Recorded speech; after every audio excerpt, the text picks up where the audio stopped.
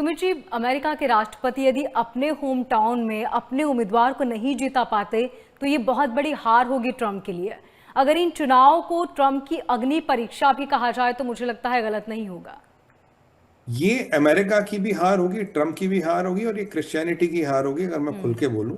हम्म। क्योंकि जोहरान का आना एक नई तरह की राजनीति लाएगा, और उस नई तरह की राजनीति के कॉस्ट होंगे, इम्प्लीकेशन होंगे, और बहुत बहुत गंभीर परिणाम भी हो सकते हैं। देखिए मोनिका जी, हम्म। ट्रंप कुछ भी कहता हो, कुछ भी करता हो, बट अगर ये वहाबी जिहादी आतंकवाद अमेरिका की जमीन पे उसके नेताओं के प्रोत्साहन से चलने लगा तो आप रोक नहीं पाओगे फिर इसको। हम्म। फिर एक परिस्थिति एक अलग लेवल पे हो जाए। देखिए, अब एलवी जीते या क्रोमा जीते, अगर क्रोमा जीतता है तो ठीक है, एलवी हार गया, एलवी हार गया, वो आप बोलेंगे जी ये राजनीतिक हार और जीत है। ममदानी का हारना जीतना एक नई तरह की राजनीति की शुरुआत है, एक्सपेरिमेंट है ममदानी। अगर ये चल गया तो ये राजनीति आपको और भी कई शहरों में पनपती मिलेगी। और अमेरिका की एक विचित्र परिस्थिति है, वहां आदमियों की 2.5 गुना आबादी की से बंदूकें बिकी हुई है, 2 गुना तो ऑप्शनल है, 0.5 मान लीजिए इलीगल है। अगर ये कहीं बार चीजें बहुत समाज में बैलेंस बिगड़ गया तो ये सारी बंदूकें चलना शुरू हो जाएंगी, और जिस दिन ये बंदूकें चलना शुरू हो गई तो विनाश, सर्वनाश हो सकता है इस देश का। तो यहाँ ये देश ऑलरेडी एक बहुत पतली रस्सी पे चल रहा है। अगर उसको फर्दर हिलाया जाए तो एक सिविल वॉर जैसी परिस्थिति या उससे भी भयंकर परिस्थिति वहां हो सकती है, क्योंकि वहां कुछ फ्यूचर है नहीं। आप परिस्थिति, आप प्रॉब्लम सबसे बड़ी, मैं बार बार एक चीज कहता हूं, आप डॉलर छापते हैं तब भी 69 डेज में आपका $1 ट्रिलियन का डेट बढ़ रहा है। डॉलर आप छापते हो जी आपके घर में, तब ये परिस्थिति है। तो मतलब आप सोचिए, जो परिस्थिति है वो काफी विकट है। और उसमें ये जो पीछे आपने देखा कि बाइडेन के टाइम में कैंपस बंद कराए गए, सब बंद कराया गया, हमास हमास प्रो हमास के चक्कर में, मतलब हमास को पूरा पूरा समर्थन मिला अमेरिकन की जमीन पे। तो अब अमेरिका की फॉरेन पॉलिसी तो मेस्टअप है ही। क्या इस्लामिक आतंकवाद अब अमेरिकन एडमिनिस्ट्रेशन में भी घुस गया? एग्जाम्पल देखिए, जब कनाडा में जस्टिन ट्रूडो की सरकार थी, जगमीत सिंह ने पूरी सरकार को घुमा के रखा था, हम्म। पूरे खालिस्तानियों को समर्थन मिल रहा था, सब खुलेआम हो रहा था।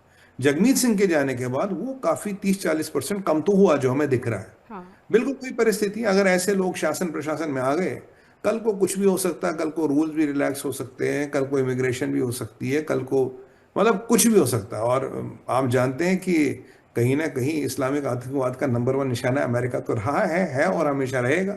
अब ये अमेरिकन जाने जी उन्हें क्या करना, बट परिस्थिति उनके लिए अच्छी नहीं है। हम्म। मैं ओबामा से पूछना चाहूंगा कि तुमने क्या सोच के ममदानी को एंडोर्स किया, क्या इसको तुम्हारा ऐसा आइडिया लगा जो तुम्हें इसका इतना जबरदस्त आइडिया अच्छा लगा? बस वही है कि बरकत हुसैन ओबामा नाम ही काफी है, आगे क्या बोले।